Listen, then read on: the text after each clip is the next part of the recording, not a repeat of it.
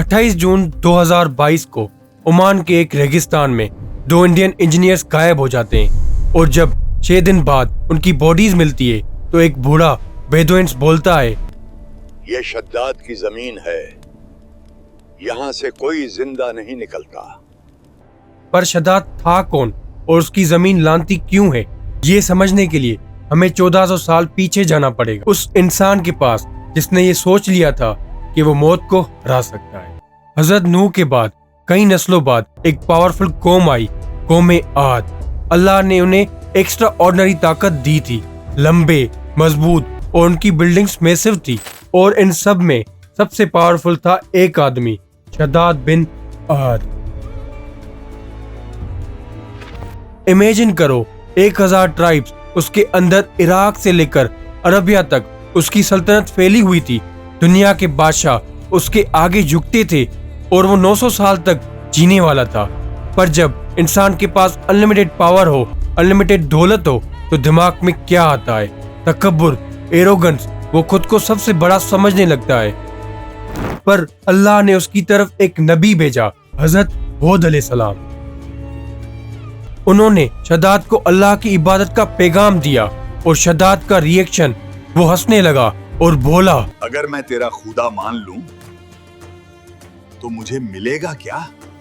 हजरत हूद अलैहिस्सलाम ने उसे जन्नत के बारे में बताया, सोने चांदी के महल, मोती से बनी जमीन, याकूत के दरवाजे, नहरें, कभी बीमारी नहीं, कभी मौत नहीं। और शद्दाद ने क्या किया? वो और जोर से हंसने लगा। बस इतनी सी बात, ये तो मैं भी बना सकता हूँ अपने हाथों से इसी जमीन पर। और फिर उसने सच में बना दी वो जन्नत अपने लिए। शद्दाद ने 100 वजीर अपॉइंट किए, हर वजीर के नीचे 1000 इंजीनियर्स थे।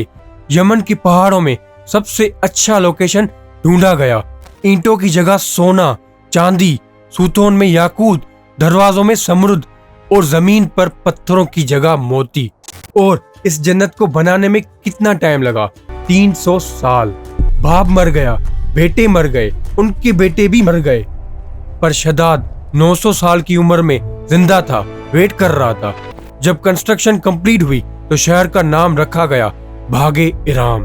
कुरान में अल्लाह ने खुद कहा, इराम बुलंद सुतून वाला, जिसके मिसल शहरों में कभी नहीं बनाया गया।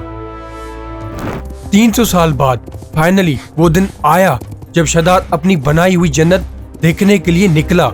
लंबे सफर के बाद जब वो शहर उसकी आंखों के सामने था, सिर्फ कुछ कदम दूर, शद्दाद घोड़े से उतरने लगा, कदम नीचे रखा और उसी वक्त मलकुल मौत आ गया और शद्दाद उसी लम्हे नीचे जमीन पर गिर गया। शद्दाद मर गया, न जमीन पर न आसमान पर, दरमियान में ही, अपनी जन्नत में जाने से पहले। अब यहाँ ट्विस्ट आता है जो तुम्हें हिला देगा। 1981 में एक American film maker Nicholas Clapp ने एक पुरानी किताब पढ़ी, अरबियन फ्लैग्स, जिसमें एक बेदुइन ने एक लॉस्ट सिटी का जिक्र किया था। निकोलस पागल हो गया, उसने नासा को कन्विंस कर लिया। 1984 में स्पेस शटल चैलेंजर में स्पेशल रेडार लगाया गया जो रेत के नीचे देख सकता था और जब इमेजेस आई तो साइंटिस्ट हैरान हो गए। पुराने कारवान रूट्स नजर आने लगे जब सब एक ही जगह कन्वर्ज कर रहे थे, वही जगह जहां 2022 में 2 इंडियन इंजीनियर्स गायब हो गए थे। 1992 में एक खुदाई शुरू हुई और 8 फोर्ट्रेस टावर्स मिले, 12 फुट ऊंची दीवारें और सबसे इम्पोर्टेंट, पुराना शहर एक मैसिव सिंक होल में कोलैप्स हो चुका था, जमीन उसे निगल चुकी थी।